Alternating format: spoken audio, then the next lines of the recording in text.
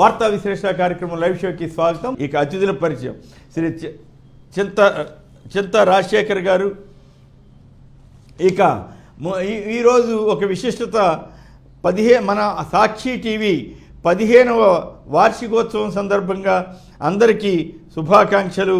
పత్రికా టీవీ యాజమాన్యానికి శుభాకాంక్షలు, పాఠకులందరికీ కూడా శుభాభినందనలు తెలియజేస్తూ ఈ కార్యక్రమాన్ని ఆరంభిద్దాం. అతిథుల పరిచయం శ్రీ చింత రాజశేఖర్ గారు, ప్రముఖ విశ్లేషకులు. శ్రీ రవిచంద్రారెడ్డి గారు, వైఎస్ఆర్ కాంగ్రెస్ పార్టీ అధికార ప్రతినిధి, AP trade promotion corporation chairman. Shri Peddireddy Ravikiran గారు, భారతీయ జనతా పార్టీ అధికార ప్రతినిధి. ముందుగా ముద్రగడ లేఖ, ఆ తర్వాత పత్తిపాటి పుల్లారావు కుమారుడు అరెస్టు మీద ఈనాడు ఆంధ్రజ్యోతి రాసిన చెత్త కథనాల మీద వాస్తవం ఏంటి అనే దాని మీద కూడా మనం ముందుకు వెళదాం.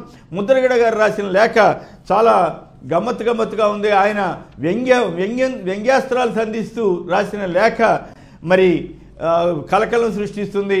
ఇక జనసేన పైన, పవన్ కళ్యాణ్ తీరు మీద ఇప్పటికే ఆశీర్వదులుకున్న చేగొండి హరిరామదేవితో పాటు ముద్రగడ పద్మనాభం అయితే ఇక వీళ్ళు వృధా అన్నట్లుగా 80 సీట్లన్నా అడగలేని సాహసం, మీరు ఎవరు మాట్లాడిస్తుంటే మీరు మాట్లాడుతున్నారో మాకు అర్థమవుతోంది అన్నట్లుగా ముద్రగడ సంచలన లేఖ రాశారు.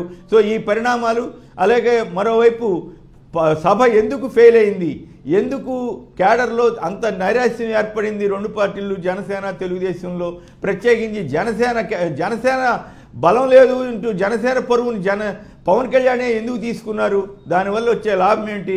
ముందుగా రాజశేఖర్ గారు చెప్పండి, మీకు ఈ విషయాల్లో బాగా అనుభవం ఉంది కదా, ఏమిటి పవన్ కళ్యాణ్ వైఖరి?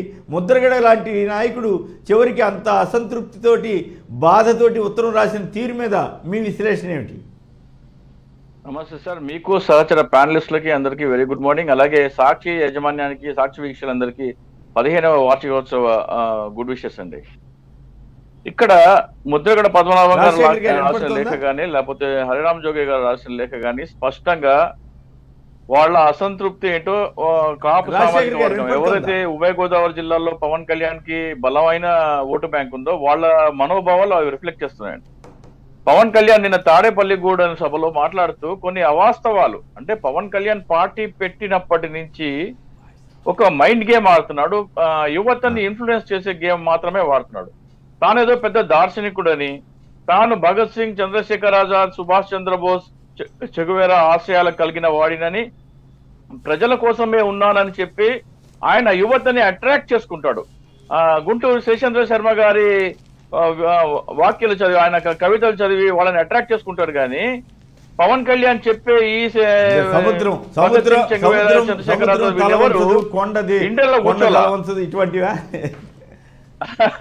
వీళ్ళెవరు ఇంట్లో కూర్చోలా, ప్రజల మధ్యలో ఉన్నారు. గత ఎన్నికలు జరిగి ఈ రోజుకి 1790 రోజులు అవుతుంటే పవన్ కళ్యాణ్ ఆంధ్రప్రదేశ్లో ఉన్నది 50 రోజులు మాత్రమే. మీ పార్టీ ఎలా బలపడుతుంది? పార్టీ పెట్టి 10 సంవత్సరాలు అయితే పవన్ కళ్యాణ్ దాదాపు 150 రోజులు కూడా ఆంధ్రప్రదేశ్లో లేడు. పార్టీ ఎలా బలపడుతుంది? సో పార్టీని ఉద్దేశపూర్వకంగా బలహీనంగా ఉంచి రేపు నాకు బలం లేదు అని శోకం పెట్టి తప్ప తన బలపడడానికి ఏం చేయాలి చేయడు. ఆయన బలపడాలంటే ప్రజల మధ్యలో ఉండాలి, ప్రజల మధ్యలో ఉండడానికి ఆయన ఇష్టం ఉండదు. ఆయన కేవలం చంద్రబాబు నాయుడు స్క్రిప్ట్ చదివి అవసరం వచ్చినప్పుడల్లా ఆయనకి అనుకూలంగా మాట్లాడతాడు. అది ప్రత్యేకంగా ఉద్యమమే కానివ్వండి, ఏ అంశమైనా సరే పవన్ కళ్యాణ్ మాట్లాడారంటే అది చంద్రబాబు నాయుడు స్టాండ్ కి అనుకూలంగా ఉంటది. ఇది మనం చాలా సార్లు చూసాము. కావాలంటే దాన్ని స్పెషల్ షో చేద్దాము. నేను గంటాపరంగా రుజువు చేయగలను. పవన్ కళ్యాణ్ నడవడిక కానీ, పవన్ కళ్యాణ్ ప్రకటనలు కానీ చూస్తే జనసేన పార్టీ పవన్ కళ్యాణ్ కాదని, అది చంద్రబాబు నాయుడు పెట్టించిన పార్టీకి పవన్ కళ్యాణ్ కేవలం బినామీగా వ్యవహరిస్తున్నాడని కళ్ళకు కట్టినట్టు నేను ఎక్స్ప్లెయిన్ చేయగలను. ఇక పవన్ కళ్యాణ్ ఏమంటాడంటే, నిన్న మనకి బలం లేదు, ఒక్కొక్క నియోజకవర్గంలో 1000 నుంచి 1000 మంది కార్యకర్తలు కావాలి, మనకి ఎక్కడ అంటున్నారు. అంటే కార్యకర్తలని ఎంత నయవంచన చేస్తున్నాడో ఒక విషయం చెప్తాను. మీరు పొత్తు పెట్టుకున్నప్పుడు మీరేమంటున్నారు? తెలుగుదేశానికి నియోజకవర్గానికి 800 నుంచి 1000 దాకా బూత్ ఏజెంట్ ఉన్నారు, వాళ్ళు మనకి లేరు అంటున్నారు. పొత్తు పెట్టుకున్నప్పుడు బూత్ ఏజెంట్ మీకోసం పనిచేయాలి కదా. జనసేన ఓటర్లు తెలుగుదేశానికి ఓటు వేస్తున్నప్పుడు తెలుగుదేశం కాబట్టి జనసేన పనిచేయాలి కదా. అందుకే కదా పొత్తు పెట్టుకుని మీరు మనకి లేదు ఎక్కువ సీటు పుట్టుకుంటా ఉంటారండి. అంటే కార్యకర్తలను ఎలా మభ్య పెడుతున్నారో, ఎలా నయవంచన చేస్తున్నారో ఇక్కడ స్పష్టంగా అర్థమవుతుంది. ఇంకోటి ఏమంటారు, నేను కామన్ సెన్స్ లేకుండా మాట్లాడుతున్నారంటే, కామన్ సెన్స్ లేకుండా పవన్ కళ్యాణ్ ప్రసంగంలో కామన్ సెన్స్ లేదు. మీరు అన్నది కరెక్ట్ కదా. పొత్తున్నప్పుడు టీడీపీ వాళ్ళు ఓట్లు వేయాలి, జనసేన వాళ్ళు ఓట్లు వేయాలి. జనసేన వాళ్ళు టీడీపీకి వేయరు అంటున్నారు, టీడీపీ వాళ్ళు జనసేనకి వేయరు అంటున్నారు. ఆయనే చెబుతున్నాడు పైగా. అంటే ఇక్కడ ఆయన చెప్పిన కట్టుకథలన్నీ ప్రజలందరికీ అర్థమైపోతుంది, మెల్లిమెల్లిగా తేట తెల్లమవుతుంది. ఆయన మన ముద్రగడ గారు లేఖ రాస్తే మీరు లేఖలు రాయకండి, నాకు సలహా సూచనలు ఇవ్వకండి అంటున్నారు. సలహా సూచనలు ఎందుకు ఇవ్వకూడదంటే, సలహా మంచిదైతే అమలు చేయాలి, పార్టీ తనదైతే అమలు చేయొచ్చు. ఎవరో పార్టీకి నా బినామీగా ఉంటే ఆ సలహా పార్టీ బలపడే ఆలోచనని అమలు చేసే ఆయనకి స్వేచ్ఛ ఉండదు. ముద్రగడ గారు సలహా ఇచ్చారు, జోగి గారు సలహా ఇచ్చారు. జనసేన పార్టీ నిజంగా పవన్ కళ్యాణ్ అయితే దాన్ని పాటిస్తే జనసేన బలపడుతుంది. కానీ ఆ స్వేచ్ఛ పవన్ కళ్యాణ్ దగ్గర ఉందంటే లేదు. పార్టీ ఇది ఇలాంటి మనం చూస్తే ఎంత మంచి మంచి ఆలోచనలు ఇచ్చినా కానీ ఆయన అమలు చేయట్లేదంటే జనసేన పార్టీ బలపడటం పవన్ కళ్యాణ్కి ఇష్టం లేదు. పవన్ కళ్యాణ్ ఎందుకు ఇష్టం లేదు? ఆయన పార్టీ అంది కాదు. పవన్ కళ్యాణ్ 5 సంవత్సరాల్లో కేవలం 50 రోజులు ఎందుకున్నారు? ఆయన కేవలం ఒక బినామీ. ఆయన ఎప్పుడు చెప్తే అప్పుడు వెళ్ళొచ్చి ఏ ప్రసంగం రాసిస్తే అది వచ్చి మాట్లాడే అధికారం మాత్రమే ఆయనకు ఉన్నది. ఇవన్నీ చూసుకుంటే మనం బేరీజు వేసుకుంటే ముద్రగడ పద్మనాభం గారు కానీ జోగయ్య గారు కానీ వాళ్ళ ఆలోచన చెప్తున్నారే తప్ప ఇక్కడ పవన్ కళ్యాణ్ ఆచరణ ఎప్పటికీ ఉండదు. Pawan Kalyan only one side.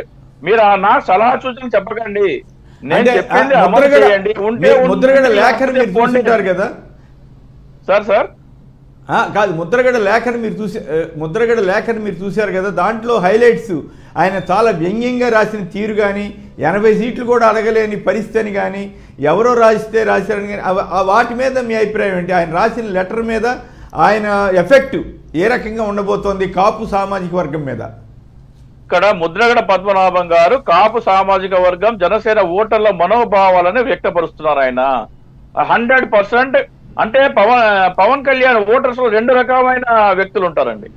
ఒకళ్ళేమో విచక్షణ, వివేకం, విజ్ఞత ఉపయోగించి లాజికల్ గా ఆలోచించి పవన్ కళ్యాణ్ మాట్లాడేదేంటి, వాస్తవాలేంటి, వీటి మధ్యలో పొంతన ఎందుకు లేదంటే పవన్ కళ్యాణ్ మనల్ని మోసం చేస్తున్నారు అనే ఆలోచనలో కొంతమంది ఉంటే, ఈ సినిమా ప్రభావం వల్ల సెలబ్రిటీ వర్షిప్ సిండ్రోమ్, అంటే తెలుగులో చెప్పాలంటే విశిష్ట వ్యక్తి పూజ మానసిక రోగం ప్రభావంలో కొంతమంది ఉన్నారు.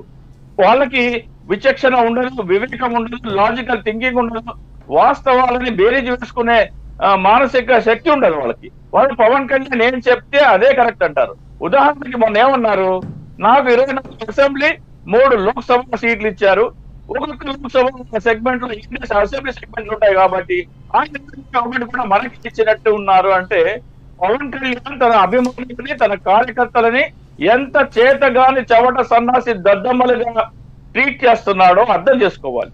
3 లోక్సభ స్థానాలు ఇస్తే ఆ 21 అసెంబ్లీ స్థానాలు కూడా జనసేన ఖాతాలకు వచ్చినట్టే అని అంతగా అంటే జన సైనికులు ఎంత చవట సన్నాసి దద్దమ్మల కింద లెక్కేస్తున్నాడో వాళ్ళు అర్థం చేసుకోవాలి. అంతకంటే ఇక కళ్ళకు కట్టినట్టు కనబడుతుంది ఆయన ఎంత నయవంచన చేస్తున్నాడో అని. పవన్ ఇంకొక పాయింట్ చెప్పండి రాజశేఖర్ గారు ఒక్క పాయింట్ చెప్పండి. ఇప్పుడు చంద్రబాబు గారిని పోలీసులు అరెస్ట్ చేస్తే అవినీతి కేసులో ఈయన రోడ్డు మీద పడి దొర్లి నానా గోల చేశాడు కదా పవన్ కళ్యాణ్ గారు. మరి ముద్రగడ గారింటికి వస్తారని చెప్పి కబురు చేసి 2 సార్లు ఉత్తరాలు రాసి వస్తున్నామని చెప్పి కబురు చేసి చివరికి ఆయన్ని కలవకుండా మళ్ళీ చంద్రబాబు వెనకాలే తిరుగుతా ముద్రగడ గారిని ఎందుకు పవన్ కళ్యాణ్ అవమానిస్తున్నాడు? సరే అప్పుడు చంద్రబాబు ప్రభుత్వంలో ఆయన ముద్రగడ గారికి ఎదురైన హింస అవమానాన్ని అప్పుడు కనీసం పట్టించుకోలేదు. ఇప్పుడేదో జనసేన నాయకులు కొందరు రాజీ చేయటం ఏదో జరుగుతోంది కదా, అయినా కూడా ఎందుకు వెళ్ళలేదు? చంద్రబాబు వెనకాల ఎందుకు తిరుగుతున్నాడు? చంద్రబాబు దగ్గరే రోడ్డు మీద పడి ఎందుకు దొరలేడు? ఇక్కడ కనీసం మర్యాద కోసం కూడా కిర్లపూడి ఎందుకు వెళ్ళలేదు పవన్ కళ్యాణ్ గారు? ఇక్కడ కిర్లంపూడి విషయానికి వస్తే ముద్రగడ పద్మనాభం గారు పవన్ కళ్యాణ్ కలవాలని జనసేనలో నాయకులు ఆలోచిస్తూ ఉంటారండి. వాళ్ళు కృషి చేస్తూ ఉంటారు. పోయినసారి బహుశా బోలిశెట్టి సత్య వగేరా వాళ్ళు వెళ్ళారు. మొన్న ఏమో బోలిశెట్టి శ్రీనివాస్ తాడేపల్లిగూడెం అభ్యర్థి వెళ్ళారు. వాళ్ళకి వాళ్ళు ఏమనుకుంటారు, జనసేన పార్టీ పవన్ కళ్యాణ్ జనసేనకు వస్తే జనసేన బలోపేతం అవుతుందనే భ్రమంలో వాళ్ళకు ఉంటారు. వాళ్ళకి ఇంకా మద్దతు తొలగినా లేకపోతే వాళ్ళకి ఇంకా అర్థం కాల. జనసేన పార్టీ పవన్ కళ్యాణ్దే కానప్పుడు పవన్ కళ్యాణ్ ఎవరిని కలవకూడదు, ఎవరిని మాట్లాడకూడదు, ఎవరితో మాట్లాడకూడదు నిర్ణయించేది చంద్రబాబు నాయుడు. ఒక బినామీకి స్వేచ్ఛ ఉండదు. ఉదాహరణకి 2018లో పవన్ కళ్యాణ్ తుని వెళ్ళారు రైల్లో, విజయవాడ నుంచి తుని వెళ్తే అక్కడ చాలా ఏర్పాట్లు జరిగినాయి వాళ్ళిద్దరిని కలపడానికి. ఇదిగో పొద్దున పవన్ కళ్యాణ్ వచ్చేస్తున్నారని పవన్ కళ్యాణ్ కింద స్థాయి నాయకులు ఆయనతో మాట్లాడటము మొదటి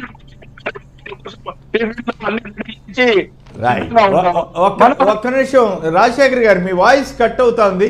రాజశేఖర్ గారు, మీ వాయిస్ కట్ అవుతుంది, కొంచెం నెట్ సరి చేసుకోండి, తర్వాత మళ్ళీ మాట్లాడుదురు. కానీ హనుమంతరావు గారు బాపట్ల నుంచి, హనుమంతరావు గారు నమస్కారం, మాట్లాడండి. ముద్రగడ గారు రాసిన లేఖ మీరు చూసే ఉంటారు, మీకేమర్థమైంది? కనీసం ఆయన్ని కలవటానికి కూడా 2 సార్లు వస్తానని చెప్పి కవర్ చేసి కూడా ఎందుకు వెళ్ళలేదు? ఒక పక్కేమో చంద్రబాబు గారి కోసం రోడ్ల మీద పడి దొరుకుతాడు, ముద్రగడ గారి దగ్గరికి వస్తానని చెప్పి కూడా ఆయన అవమానిస్తాడు. కనీసం 80 సీట్లు కూడా అడగలేని మీ నిస్సహాయత ఏమిటి? మీరు ఎవరు మాట్లాడమంటే మాట్లాడుతున్నారు, ఏం చేస్తున్నారని ముద్రగడ గారు రాసిన లేఖ మీద మీ అభిప్రాయం ఏంటి హనుమంతరావు గారు? హలో హలో, నమస్తే సార్. నమస్తే అందరికి నమస్తే. మరి అసలు పవన్ కళ్యాణ్ అసలు ఆ స్టేజ్ మీద మాట్లాడిన ఆ భాష ఏం భాష అండి అసలు? నమస్తే సార్. అవును, అతను మాట్లాడిన ఆ భాష ఏం భాష అసలు? అసలు ఆ భాష ఏంది, ఆ మాట్లాడటం ఏంది? జనం నోట్లో ఓస్తారని అన్నా ఉండదు కొంచెం. నిన్న TV5 లో అతనే. అయితే ముద్రగడ గారి లేఖ మీద మీరేమంటారు? లేఖ మీద ఏమంటారు? అతను రాసింది కరెక్టే కదా సార్. అతను ఆ లేఖ రాసింది కరెక్టే కదా సార్. అతను చేసే పనులకి ఏం రాస్తారు? అంతేనా? రైట్. రవిచంద్రారెడ్డి గారు సార్ నమస్కారం. కొమ్మినేని గారు, మీకు, చింతా రాజశేఖర్ గారికి, పెద్దిరెడ్డి రవికిరణ్ గారికి, అలాగే సాక్షి ప్రేక్షకులందరూ నమస్కారం. ముఖ్యంగా ఈ రోజున 15వ వార్షికోత్సవం జరుపుకుంటున్న సాక్షి టీవీకి, సాక్షి యాజమాన్యానికి, సాక్షి కార్యవర్గ సిబ్బందికి, మొత్తం స్టాఫ్ అందరికీ కూడా శుభాకాంక్షలు తెలియజేసుకుంటున్నా. ముఖ్యంగా ఏదైతే కొన్ని సామెతలు అలా ఉండిపోతాయి సార్, అవునన్నా కాదన్నా. ముఖ్యంగా ఉభయ గోదావరి జిల్లాల్లో కాపు సామాజిక వర్గం ఇన్ఫ్లుయెన్స్ బాగా ఎక్కువ కాబట్టి అక్కడ ఉభయ గోదావరి జిల్లాలో అంటే గోదావరిని పవన్ కళ్యాణ్ అనే వ్యక్తి తోక పట్టుకొని, ఏదో సామెత ఉంది, కుక్క తోక పెట్టుకొని గోదావరిని ఈదలేరు అనేది ఒక సామెత, కానీ వాటితో నేను కంపేర్ చేయట్లేదు. కానీ ఇక్కడ పవన్ కళ్యాణ్ తోక పట్టుకొని గోదావరిని దాటాలనే చంద్రబాబు నాయుడు ప్రయత్నం, కుత్సితమైన అతని నీచమైన ఎత్తుగడ ఏదైతే ఉందో, ప్రజలను వంచిస్తా అది నా హక్కు, ప్రజలకు చెప్పింది చెయ్యను అది నా జన్మ హక్కు అని చెప్పి చంద్రబాబు నాయుడు ఏదైతే తీర్మానించుకున్నాడో, ఆయన బినామీ పార్టీగా జనసేన ఏదైతే ఏర్పాటు చేస్తున్నాడో, అందరికీ తెలుసు జనసేన పార్టీ ఏదైతే ఉందో అది పవన్ కళ్యాణ్ ఆస్తి కాదని, దానికి అతను ఓన్లీ బినామీగా ఉన్నాడు కాబట్టి అతను పర్యవేక్షకుడైన నాదెండ్ల మనోహర్ గారి కాపలాలో సురక్షితంగా చంద్రబాబు నాయుడు గారి అజెండా అమలు చేయడానికి, కాపుల ఆత్మగౌరవాన్ని చంద్రబాబు నాయుడు గారి పాదాల చెంతన పెట్టడం కోసం మాత్రమే ఆ పార్టీని నడుపుతున్నాడని అందరికీ తెలుసు. మరి ముఖ్యంగా చంద్రబాబు నాయుడు నేరుగా ఈ రోజు కూడా ఏ ఓటును కూడా కాపుల్ని మెప్పించి పొందలేడు కాబట్టి చంద్రబాబు నాయుడు చొప్పించి పవన్ కళ్యాణ్ ని కాపుల ఓట్లు కొల్లగొట్టాలని అతని ఆశ, అతని నీచమైన ఎత్తుగడలో ఇది ఒక భాగం. దాంతోపాటు ముద్రగడ గారు లాంటి వారు కానీ, లేకపోతే హరిరామ జోగయ్య గారు లాంటి వారు కానీ, వాళ్ళు ఏమన్నా వాళ్ళ కోసం పదవులు అడుగుతున్నారా? ఆ జాతి యొక్క ప్రయోజనాల కోసం మరిన్ని సీట్లు నువ్వు అడుగు, నీలో ఒక నాయకుడిని చూసుకుంటున్నారు కాబట్టి నీవు పవర్ షేరింగ్ అడుగంటే మీరెవరు నాకు సలహాలు చెప్పేదానికని, లేకపోతే నన్ను ప్రశ్నించేవాళ్ళు నాకు అవసరం లేదని, చాలా నీచమైన భాష. అంటే తనకి చంద్రబాబు నాయుడు గారికి ఊడిగం ఇతను ఏ విధంగా చేస్తున్నాడో అదే విధంగా పవన్ కళ్యాణ్ కి సంబంధించిన జనసేన పార్టీ కార్యకర్తలు, వీర మహిళలందరూ కూడా ఇతనికి ఊడిగం చేయాలి. అంటే వాళ్ళు ఏ పార్టీకి చేయకొట్టమంటే ఆ పార్టీకి చేయకొట్టాలి, ఏ పార్టీ జెండాలు పట్టుకొని ఊరేగమంటే ఊరేగాలి, ఆత్మగౌరవం ఉండకూడదు. మరీ ముఖ్యంగా ప్రధానమైన అంశం ఏంటంటే మీరెవరూ నన్ను ప్రశ్నించకూడదు. ఆయన పెట్టిందేమో పార్టీ ప్రశ్నించడానికి అని చెప్పాడు. ఏ రోజు ప్రశ్నించిన పాపాన్ని పోలే. కానీ ఆయన్ని మాత్రం ఆయన అనైతికతని ప్రశ్నించడాన్ని ఆయన క్షమించలేకున్నాడు, సహించలేకున్నాడు. ఈ దుర్మార్గమైన ఎత్తుగడ ఏంటంటే ఇది ఒక ప్రైవేట్ లిమిటెడ్ టెంట్ హౌస్. ఈ టెంట్ హౌస్ ని ఎలక్షన్స్ టైంలో రెంట్కి ఇచ్చుకుని ఏదైతే చంద్రబాబు నాయుడు గారికి బానిసత్వంలో ఒక కొత్త రికార్డు నెలకొల్పాడు సార్. మొన్నటిదాకా బాహుబలి సినిమాలో కట్టప్ అంటే బానిసత్వానికి పరాకాష్ట అనుకున్నారు. ఈ రోజున ఆంధ్రప్రదేశే కాదు, సమకాలీన రాజకీయాల్లో అందరికీ అర్థమవుతున్నది ఏంటంటే చంద్రబాబు నాయుడు గారికి చేస్తున్న బానిసత్వం పవన్ కళ్యాణ్ ఏదైతే చేస్తున్నాడో ఇది ఒక కొత్త స్టాండర్డ్స్ ని నంబర్ 1 ర్యాంక్ ని కొట్టేసేది. బానిసత్వానికి పరాకాష్ట. బాబు బానిస, పవన్ అనగానే రేపు గూగుల్లో కొట్టగానే వచ్చేస్తుంది బానిసత్వం ఎలా చేయాలి.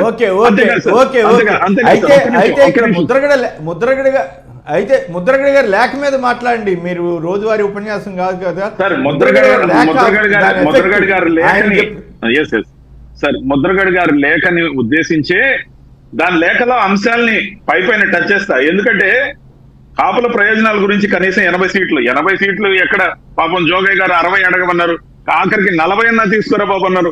లేకపోతే కనీసం పవర్ షేరింగ్ అడగమన్నారు, కనీసం ఒక ఉప ముఖ్యమంత్రిని అడగమన్నారు, లేకపోతే 2 సంవత్సరాలు ముఖ్యమంత్రి అడగరా బాబు అన్నారు. అడిగే స్థితిలో లేను రా నాయన నేను. పవన్ కళ్యాణ్ ఆవేదన ఏంటంటే నేను అడిగే స్థితిలో లేను, చెప్పింది చేసే బానిసను నేను. మీకు ఎలా చెప్పుకోను? నేను ఎవరితో యుద్ధం చేస్తున్నానో తెలుసా? అతని ఆత్మతో అద్దం ముందు యుద్ధం చేస్తున్నాడు. పైకి చెప్పేదేమో జగన్మోహన్ రెడ్డి గారితో యుద్ధం చేస్తున్నానని. జగన్మోహన్ రెడ్డి గారి స్టాండర్డ్ ఒక సింహం, ఇతను గ్రామ సింహం. ఎక్కడ సార్ పోలిక? నోటికి వచ్చినట్టు అవాకులు చెవాకులు మాట్లాడి పూనకం వచ్చినట్టు ఊగిపోతూ ఒక డ్రగ్గిస్ట్ లాగా ఒక మేనియాని జనాల మీద రుద్దడం కోసం హాజరు కాని ప్రజలు లక్షల్లో వస్తారట. 6 లక్షల మంది అన్నారు, 60,000 మంది రాలే. జెండా అన్నారు, అజెండా లేదు. సభ పేరు జెండా, కానీ ఆ సభకు అజెండా లేదు. ఇద్దరు కలిసి మాట్లాడింది ఏంటంటే గతంలో ఇచ్చిన హామీల్ని అమలు చేయలేదని చెప్పుకోలే, ప్రజల్ని క్షమాపణ అడగలే, కొత్తగా చెప్తున్న సూపర్ 6 గురించి మాట్లాడలే.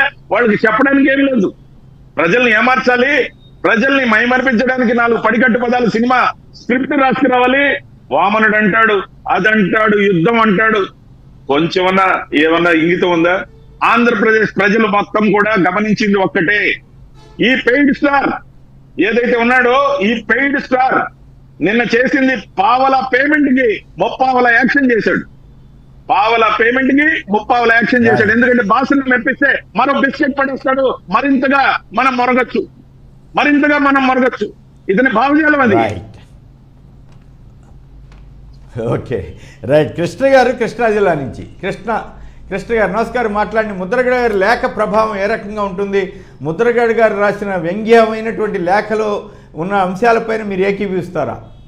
సార్ గుడ్ మార్నింగ్ కేసీఆర్ గారు, ప్యానల్ అందరికి గుడ్ మార్నింగ్ అండి. నమస్కారం. అలాగే చేగొండ రామజోగి గారు కూడా ఒక వ్యాఖ్య చేశారు, మీ ఇద్దరి కర్మ, పవన్ కళ్యాణ్ చంద్రబాబు మీ కర్మ అని చెప్పి ఆయన చేతులెత్తేశాడు.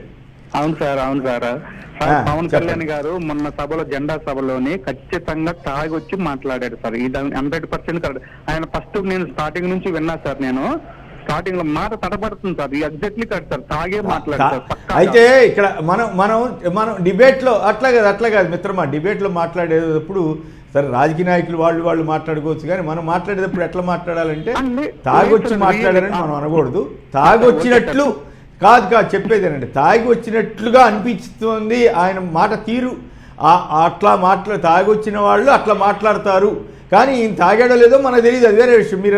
మీరు నమ్మితే నమ్మండి, లేకపోతే లేదు. నేనైతే దాని మీద ఏం కామెంట్ చేయను, కానీ చెప్పేటప్పుడు అట్లా చెప్పండి అంటున్నా. Sir okay sir. అయితే సార్ ఇప్పుడు ఏంటంటే ఇప్పుడు బీజేపీ వెంకయ్యనాయుడు గారు ఉన్నప్పుడు ఏ పొజిషన్ తెలుగుదేశం సపోర్ట్ చేయడానికి పెట్టినారు. తెలుగుదేశం బీజేపీ ఎదగనీలా. పవన్ కళ్యాణ్ గారు చంద్రబాబు నాయుడే పవన్ కళ్యాణ్ ని పార్టీ పెట్టించింది. పవన్ కళ్యాణ్ జనసేన పెరగటానికి కాదు సార్ పెట్టిన పార్టీ. ఆయన చంద్రబాబు నాయుడు గారిని హలో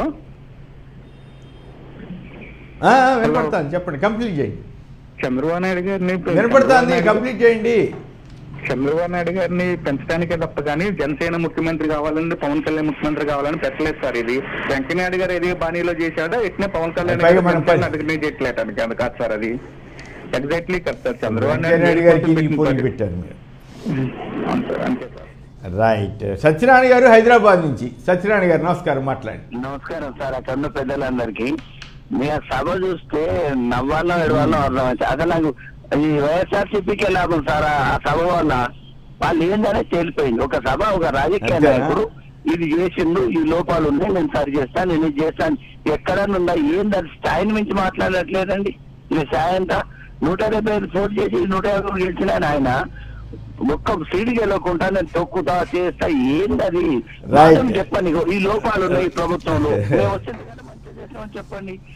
అవును, రైట్. ఇప్పుడు ముద్రగడ పద్మనాభం గారి లేఖ మీద రాయండి మాట్లాడండి అంటే అందరూ కూడా మళ్ళీ పవన్ కళ్యాణ్ తీరుతెన్నులు అంతగా జనంలో విరక్తి కలిగించినట్లుగా అనిపిస్తోంది.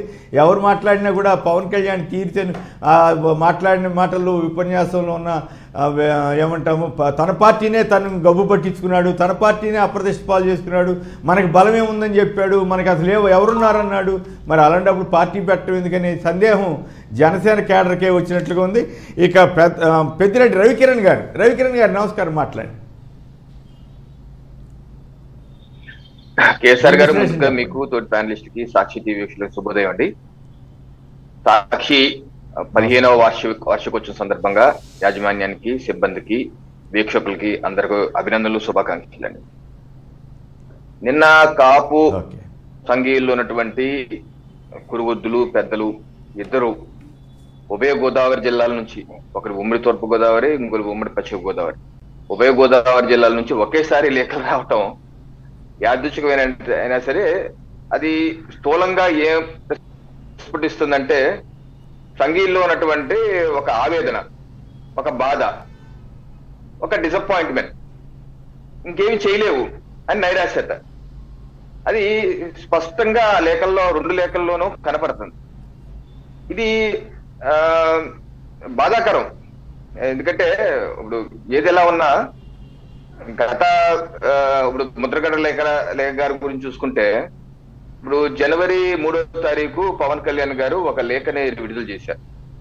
కాపు సంఘీయులు పెద్దలు నన్ను ఎన్ని తిట్టినా సరే నేను వాళ్ళని గౌరవిస్తానే ఉంటాను, నాకు ఎటువంటి విషయాలు లేవు, నాకు ఎటువంటి కోపం లేవు, కలిసి పనిచేద్దాం అని చెప్పి ఓ బహిరంగ లేఖ రిలీజ్ చేశారు. ఆ లేఖ అనంతరం చక్క కొన్ని పరిణామాలు వచ్చాయి.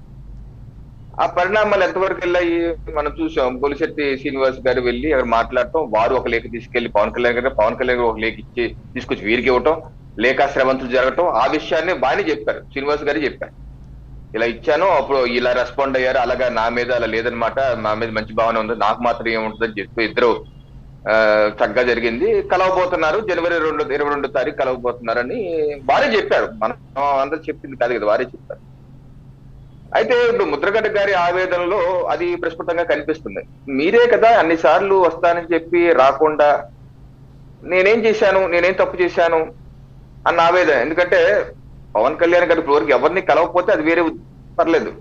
అటు విశాఖపట్నం, అనకాపల్లి ఏమో కొనతాల వారిని కలిశారు, అటు భీమవరం వెళ్ళి 2-3 కలిశారు, ఎలికలు కలిశారు. మరి ఈ జిల్లాకు వచ్చినప్పుడు నన్ను ఎందుకు కలవలేదు అన్న ఇది, నేనే వచ్చి కలుస్తాను, మీరే నాకు కబురంపి వచ్చి కలుస్తానని చెప్పి మీరు ఎందుకు కలవలేదు అంటే నేను చిన్న స్థాయి వ్యక్తిని కాబట్టి కదా అన్నది ఆ యొక్క సహజ ధోరణి, వెరైటీ ధోరణి ఉంటుందా, ఆ ధోరణిలో కొంచెం వ్యంగ్యంగా కావచ్చు, లేకపోతే మీకున్న గ్లామర్ నాకు లేదు కాదు, మీకున్న గ్లామర్ నాకు లేదు, మీకున్న పలుకుబడి నాకు లేదు, మీ అంత పెద్దవాడిని కాదు, అంత తమాషాగా ఉంది కదండి వ్యంగ్యాస్త్రాలతోటి. వారి లేఖలని తమాషాగా ఉంటాయండి, ఈ సంవత్సరాలు చూస్తున్నాం కదా, లేఖలని తమాషాగానే డిఫరెంట్ టైప్ లో ఉంటాయి, ఆయన సపరేట్ శైలి. అయితే దీనికి కనీసం మరి జన సైనికులు ఎవరైతే ఆ రోజు బొలిశెట్టి శ్రీనివాస్ గారు వెళ్ళారో వాళ్ళైనా సమాధానం చెప్పాలి. ఎందుకంటే మీరే కదా, వారే కదా వెళ్ళి మాట్లాడి వస్తారని చెప్పారు, కలవబోతున్నారన్నారు. మరి అప్పుడు కొని జనవరి 22వ తారీఖు కుదరలేదు, ఇప్పుడు 40 రోజులు అయిపోయింది, ఈ 40 రోజుల్లోనూ కుదరలేదా? ఎందుకు కుదరలేదు, ఏంటి ఇబ్బంది వస్తుంది అన్నది వారే స్పష్టించుకోవాలి. అలాగే ఆ లేఖలో వారు కూడా మెన్షన్ చేసింది ఏంటంటే కొన్ని సీట్లు పవర్ షేరింగ్. ఇప్పుడు చేగుండ వారు చెప్తుంది కూడా వీరిద్దరు చెబుతుంది కొత్త విషయం ఏం కాదు. కేసీఆర్ గారు వీరిద్దరు ఇప్పుడు పవన్ కళ్యాణ్ గారు చెప్పారు. ఇప్పుడు కిందటి సంవత్సరం మార్చి 12వ తారీఖు కాపు సంక్షేమ సేన పవన్ కళ్యాణ్ గారిని మంగళగిరిలో వారి యొక్క కార్యాలయంలో కలిసి సంవత్సరం క్రితమే మాట్లాడుకున్న మాటలు. సంవత్సరం క్రితం దీనిలో ఈ స్టేట్మెంట్ లో పవన్ కళ్యాణ్ గారు ఏం చెప్పారు?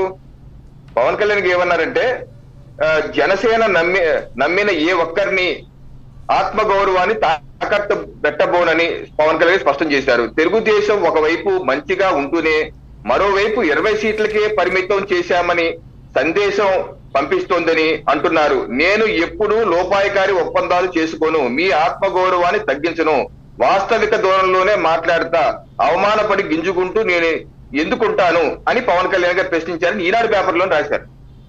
అంటే 20 సంఖ్య అన్నది సంవత్సరం నుంచి ఉంది.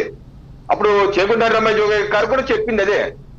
ఆయన కూడా చెప్పింది, బాబు 20 అంటున్నారు, నువ్వు ముఖ్యమంత్రికి ఆయనకి కాంప్రమైజ్ అయిపోయావట అంటే నేను ఎందుకు కాంప్రమైజ్ అవుతాను, నేను ఎందుకు గింజుకుంటాను, 20 అన్నది నాకు ఆత్మగౌరవానికి సంబంధించింది, అది నేను ఎందుకు ఒప్పుకుంటాను అని.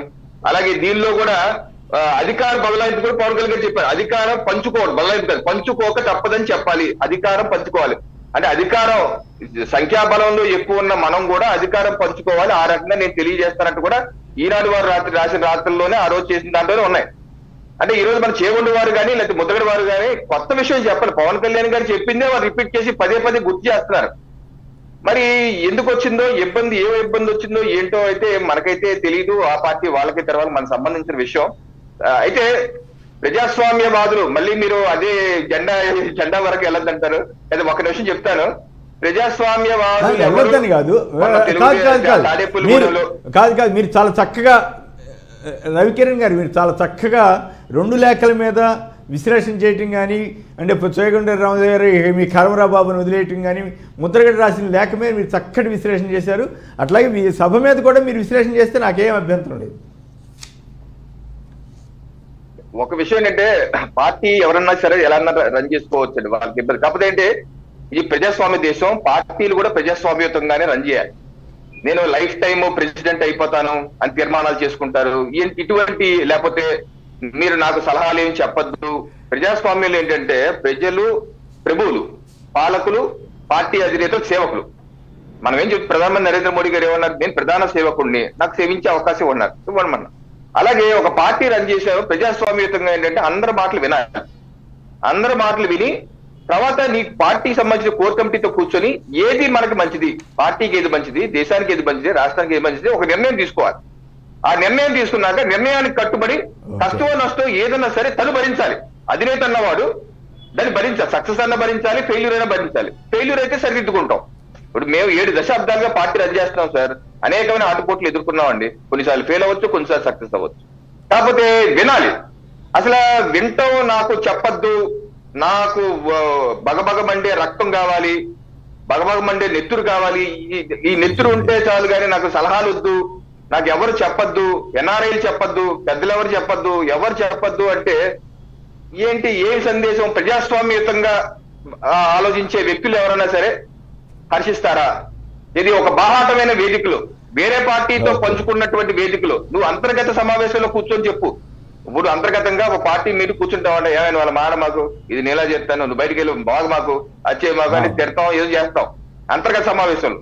బాహ్య సమావేశంలో వేలాది మంది, లక్షలాది మంది చూస్తున్న, దేశ విదేశాల్లో చూస్తున్నటువంటి సమస్యల్లో అటువంటి అప్రజాస్వామిక విధంగా ఇచ్చే విధంగా మాట్లాడటం, తన కేడర్ని తనే తక్కువ చేసి భోజనాలు కూడా పెట్టుకోలేని పరిస్థితిలో ఉన్నాం. ఏమీ లేవు, పోలింగ్ బూత్ ఏమీ లేవు అంటే పక్క పార్టీ వాడు నీ మాట ఎందుకు ఇచ్చాడు? ఇంకా ఇది తెలుగుదేశం పార్టీ వాడు నీ మాట ఎందుకు ఇచ్చారని మీ అధినేత చెప్పారు మీకేమీ లేదని. మీరు అలా కూర్చోండి అంటారు. రేపు ఎన్నికలకు వచ్చారు, మీరు ఇలా కూర్చోండి, జెండా మోస్తారు, తిరగండి, ఇక మేము మా లోపల కూర్చోవద్దు, మా సీట్లలో మాతో పాటు షేర్ చేసుకొని ప్రతి వ్యూహాలు చర్చిద్దాం అంటారు. సో అది వ్యూహమా లేకపోతే పద్మ వ్యూహమా? మా ప్రజలకైతే అర్థం కాలేదు. అది వ్యూహమా, పద్మ వ్యూహమా, ఏంటి, ఏం జరుగుతుంది? ఒక వేదిక మీద ఇంకో పార్టీ ఉన్నప్పుడు నీ పార్టీ నువ్వు తప్పు చేసుకుంటూ మాట్లాడటం ఏంటి, ఏమీ చెప్పద్దంటవేంటి, బడబడబడి నెత్తురు కావాలంటవేంటి, ఏం జరుగుతుంది, ఏంటిది అన్నది పార్టీలకు అతీతంగా ప్రజల్లో అయితే గట్టిగా చర్చ జరుగుతుంది. దీన్ని అంటే ఇక్కడ రవికిరణ్ గారు ఒక విషయం మీకు గుర్తు చేయాలి. ఈయనేమో తన పార్టీ పరువు తనే తీసుకుంటా ఏదో మాట్లాడేశాడు, మనకి అవి లేవు ఇవి లేవు అని.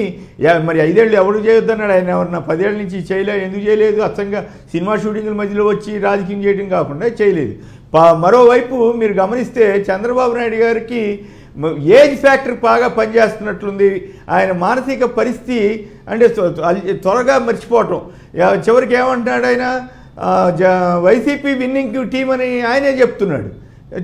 అట్లాగే జనసేన టీడీపీ డిఫీటింగ్ టీం అనో ఇంకేదో వ్యతిరేక వ్యాఖ్యలు వచ్చేటట్టుగా ఆయనే మాట్లాడుతున్నాడు. సో ఈయనేమో తన పరువు తనే తీసుకుంటున్నాడు, ఆయనేమో అసలు తనేం మాట్లాడాలో అర్థం కాకుండా ఎదుటి వాళ్ళనే తెలియకుండానే పొగిడేస్తున్నాడు. ఈ రెండింటిని మీరు ఎట్లా పోలుస్తారు? ఇలాంటి వాళ్ళని ఇది రాష్ట్రం ఎన్నుకుంటే ఏమైనా ఉపయోగం ఉంటుందా? సరే, అది ప్రజలు నిర్ణయించుకుంటారు. కాకపోతే నేను చెప్పేది ఏంటంటే పార్టీని రన్ చేసే వ్యక్తులు ఒక దార్శనిక ఆలోచనతో ముందుకు వెళ్తూ ఏ రకంగా తన యొక్క పార్టీ నిర్మాణం చేయాలి అన్న దాని మీద నిరంతరం పనిచేయాలి. ఇప్పుడు మా పార్టీలో శ్యామ్ ప్రసాద్ ముఖర్జీ గారు, దీన్ దయాళ్ గారు, లేకపోతే వాజ్పేయి గారు, అద్వానీ గారు, వాళ్ళ జీవితాన్ని మొత్తం దారపోసారండి. వాళ్ళ పనులు, వాళ్ళు కూడా గొప్ప లాయర్లే, గొప్ప పనులు. నేను కూడా ఇంజనీర్నే, సాఫ్ట్వేర్ ఇంజనీర్నే, యుఎస్ లో పనిచేసి వచ్చాను. ఎవరి కాళ్ళు వాళ్ళ యొక్క వ్యక్తిగత జీవితాల్ని కొంత పక్కన పెట్టి దారపోసి నమ్మిన సిద్ధాంతాలు కొంతమందికి నచ్చచ్చు, నచ్చకపోవచ్చు. బీజేపీ చెత్త పార్టీ అనొచ్చు, అనేవాళ్ళు అంటారు. ఎవరి సిద్ధాంతాల ఆలోచన వాళ్ళే, నేనే దాన్ని కాదన్న వ్యక్తి స్వేచ్ఛది కాదు. నేను నమ్మిన సిద్ధాంతం కోసం నాకున్నటువంటి సమయాన్ని, ధనాన్ని, కాకపోతే నాకున్నటువంటి వయసుని మొత్తం దారపోసి దేశం కోసం పనిచేస్తున్నాను. ఏ పార్టీ అయినా సరే పనిచేస్తాం. దేనికి పనిచేయాలి? నా పార్టీ నిర్మాణం చేసుకుంటాను.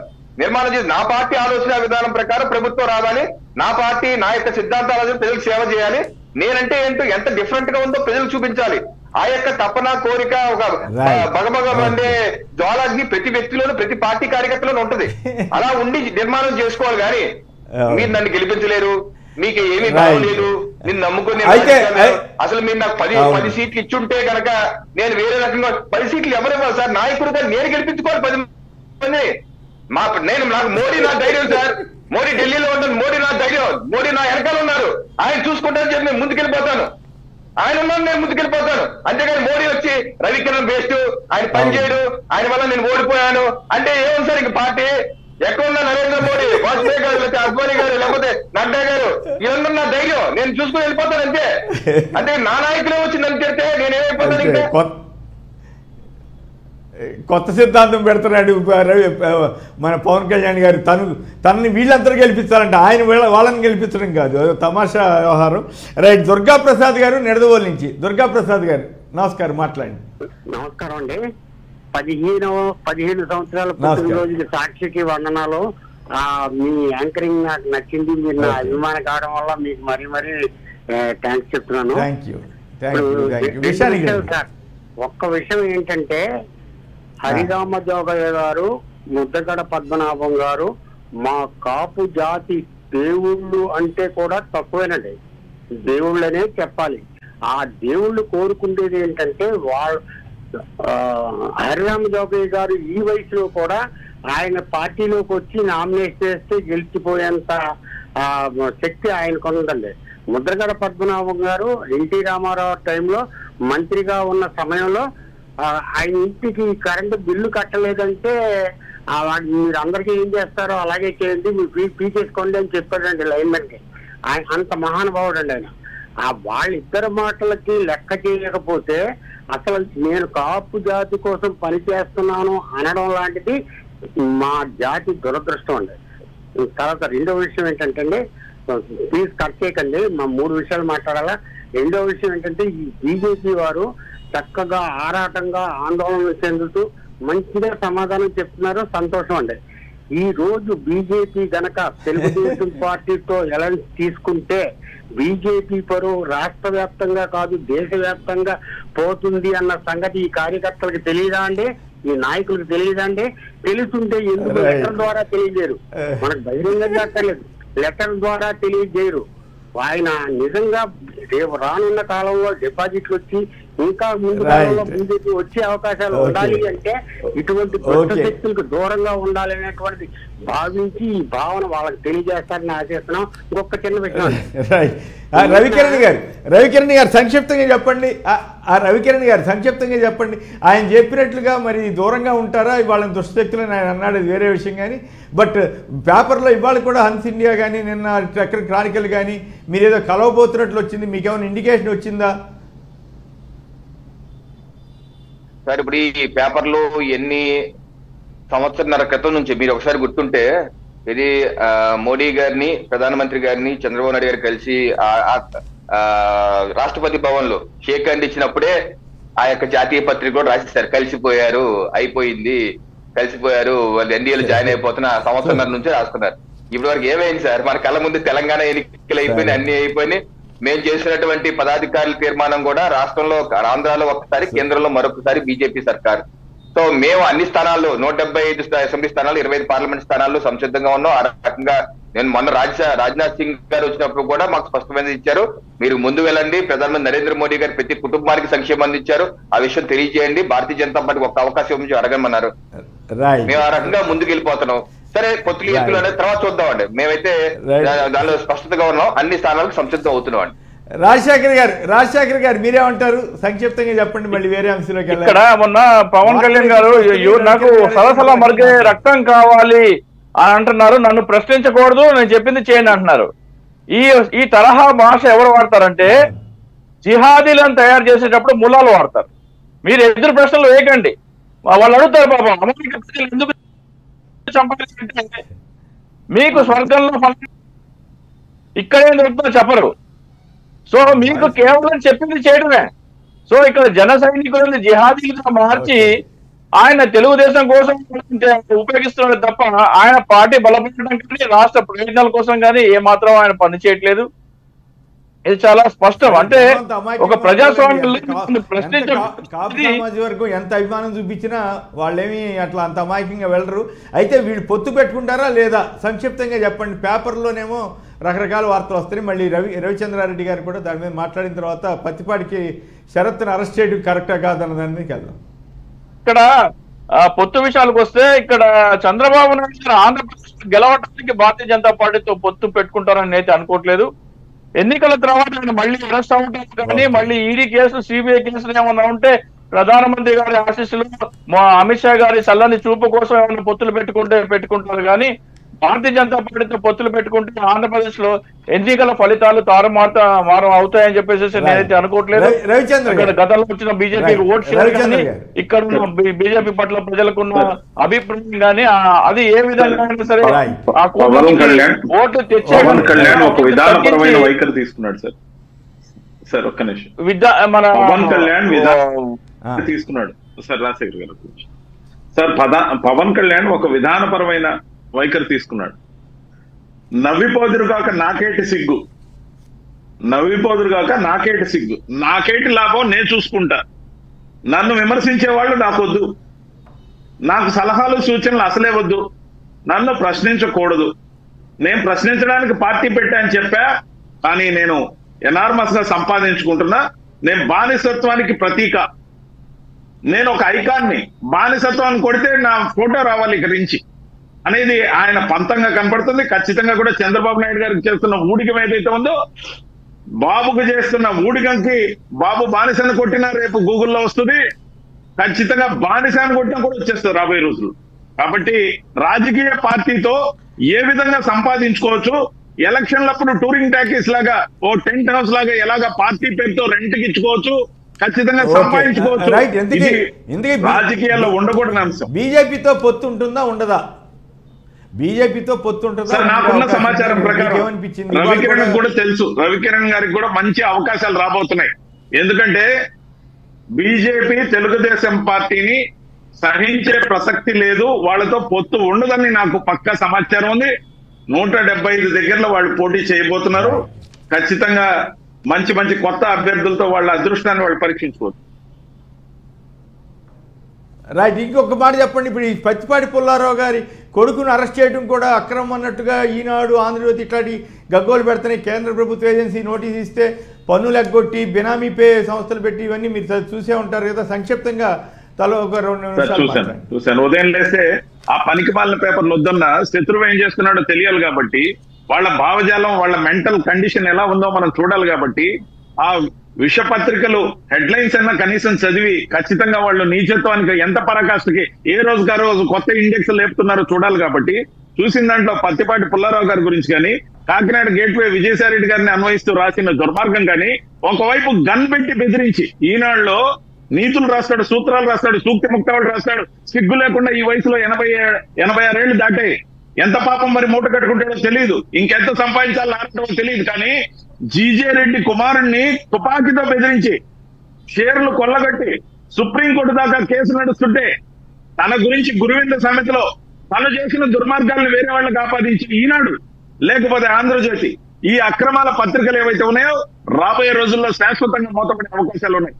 మరికొన్ని సంవత్సరాలు లేదా 1 సంవత్సరం లేకపోతే 2 సంవత్సరాలు ఇలాంటి వాళ్ళు జర్నలిజం పేరుతో చేస్తున్న ఈ బ్రోకరిజం ఏదైతే ఉందో, ముఖ్యంగా పత్తిపాటి పుల్లారావు గారి కుమారుడి గురించి ఎవరు తప్పు చేసినా, అది జిఎస్టీకి సంబంధించినా లేకపోతే ఏదైనా నోటీసులు ఇచ్చినా మరి ఇంకోటి ఇచ్చినా, అక్రమం చేస్తే ఆయన పత్తిపాటి పుల్లారావు గారి కొడుక లేకపోతే నారాయణ లేకపోతే మరి ఇంకొకరా లేకపోతే ఎవరైనా కావచ్చు హెరిటేజ్ కి సంబంధించినయా వదిలే ప్రసక్తి చట్టాలు ఏమి అయ్యో పాపం ఇంటి పేరు ఘనం అని చెప్పి వదలవు. కాబట్టి చట్టబద్ధంగా అతను అరెస్ట్ చేస్తే దాన్ని ఒక వార్తగా దాని మీద కూడా సింపతి కొట్టాలనే ఆలోచనలు ఏదైతే ప్రయత్నిస్తున్నాయో ఆ నీచమైన పత్రికలు ఎత్తుగడలవి. రైట్. రవికిరణ్ గారు సంక్షిప్తంగా. రవికిరణ్ గారు. సార్ నమస్తే అండి. ఇప్పుడు జిఎస్టీ ఎగవేత విషయంలో 2 సంవత్సరాల క్రితం 2022లోనే కేంద్ర జిఎస్టీ అధికారులు నోటీసులు ఇచ్చారు అన్న విషయాన్ని మనకు అర్థమవుతుంది. ఒకవేళ కదా అదే నిజమైతే ఇప్పటి వరకు అది ఎందుకు సమస్య పరిష్కారం కాలేదు? ఎగవేత ఇప్పుడు జనరల్ గా జిఎస్టీ ఎగవేతనా లేదా ఇన్కమ్ ట్యాక్స్ ఎగవేతనా వెంటనే నోటీస్ ఇస్తే వెళ్ళిపోతాం, వెళ్ళి మన కన్సల్టెంట్ ని వాళ్ళని పంపి కూర్చోబెట్టి మాట్లాడతాం, ఉత్తర ప్రత్యుత్తరాలు జరుగుతాయి, లేదండి ఎంత అంటారా సెటిల్ అయిపోతాం. అది ఇప్పుడు వరకు ఎందుకు సెటిల్ కాలేదు? దీనిలో ఉన్నటువంటి దాగినటువంటి మర్మం ఏంటి అన్నది మనకైతే తెలియదు, నాకైతే స్పష్టంగా తెలియదు. సో కేంద్ర జిఎస్టీ ఇచ్చిన నోటీసులకి రాష్ట్ర జిఎస్టీ ఎలా రంగంలో దిగింది, లేకపోతే రాష్ట్ర జిఎస్టీ అని ఉండదనుకోండి, రాష్ట్ర పోలీసులు ఏ రకమైన రంగంలో దిగారు, పోలీసులకు వచ్చినటువంటి ఆదేశాలు ఏంటి, ఏ రకంగా అంటే కేంద్ర జిఎస్టీ వాళ్ళు ఏమన్నా పోలీసులను వెళ్ళి మీరు అరెస్ట్ చేయమంటే చేశారా, ఇలాగా జిఎస్టీ ఎగవేత దానికి అరెస్టులు ఉంటాయా అన్నది కూడా నా దగ్గర అయితే పూర్తి సమాచారం లేదు. సమాచారం తెలుసుకోవాల్సిన అవసరం ఉంది.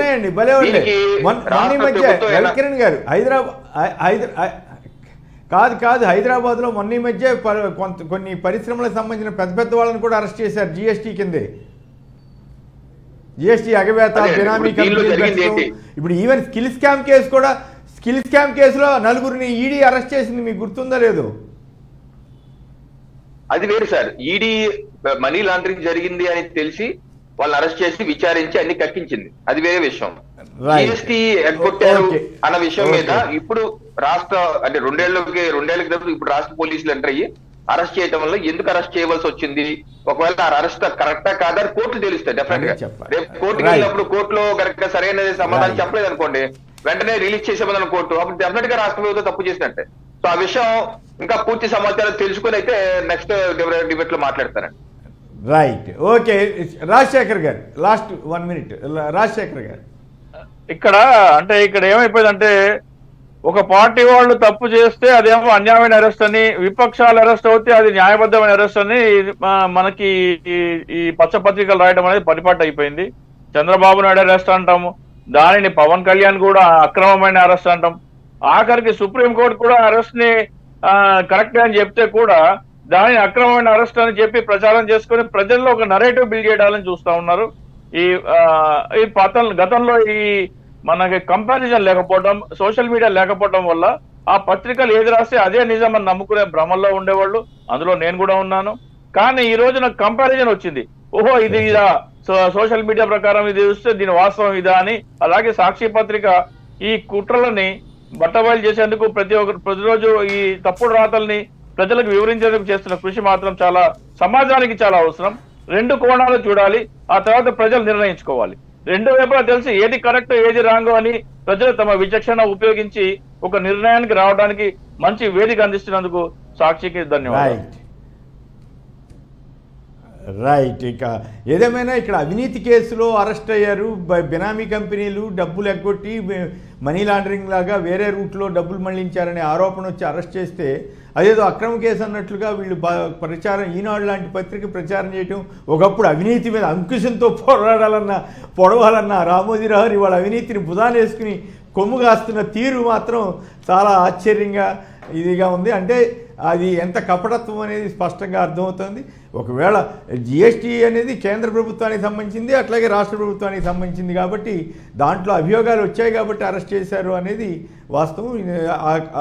ఆ చట్టం కింద అనేక మంది ఇప్పటికీ చాలాసార్లు అరెస్ట్ అయిన వాళ్ళు కూడా ఉన్నారు. రైట్. చింతా రాజశేఖర్ గారు, రవిచంద్రారెడ్డి గారు, పెద్దిరెడ్డి రవికిరణ్ గారు, అందరికీ కూడా ధన్యవాదాలు. ఇది నేటి వార్తా విశ్లేషణ కార్యక్రమం. నమస్కారం.